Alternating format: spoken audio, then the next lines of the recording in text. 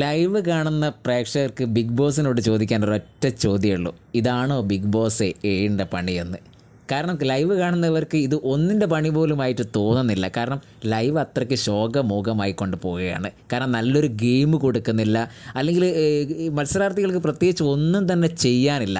നമുക്ക് കഴിഞ്ഞ സീസണിൽ രതീഷും ജാൻമണിയൊക്കെ വന്ന ഉടനെ തന്നെ ഒരു വാക്കേറ്റവും വാദപ്രതിവാദങ്ങളും കാര്യങ്ങളൊക്കെ ഉണ്ടായിരുന്നു. അന്ന് നമ്മൾ രതീഷിനെയും ജാൻമണീനൊക്കെ ഒരുപാട് കുറ്റം പറഞ്ഞിരുന്നു. പക്ഷേ അതൊക്കെ വളരെ രസമായിരുന്നു. അതിൻ്റെ വില ഇപ്പോഴാണ് മനസ്സിലാകുന്നത് എന്നാണ് പലരും പറയുന്നത്. ഇപ്പോൾ ലൈവൊക്കെ കണ്ടുകൊണ്ടിരിക്കുമ്പോൾ അതിൻ്റെ അടിയിൽ ഒരുപാട് പ്രേക്ഷകർ ചോദിക്കുന്ന ഒരു ചോദ്യം ഇതാണോ ബിഗ് ബോസ് നിങ്ങൾ കൊട്ടിഘോഷിച്ച് വന്ന ഏഴിൻ്റെ പണി? ഇത് ഒന്നിൻ്റെ പണി പോലും ഇല്ലല്ലോ.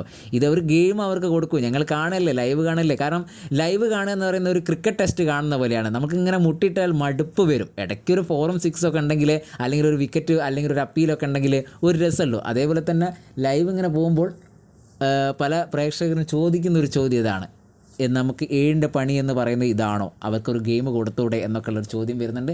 എന്തായാലും കുറച്ച് സമയം കഴിഞ്ഞാൽ നല്ല ഗെയിമൊക്കെ കൊടുക്കും. ഇപ്പോൾ തുടങ്ങിയിട്ടല്ലേ ഉള്ളൂ എന്ന് നമുക്ക് മനസ്സിലാക്കാം.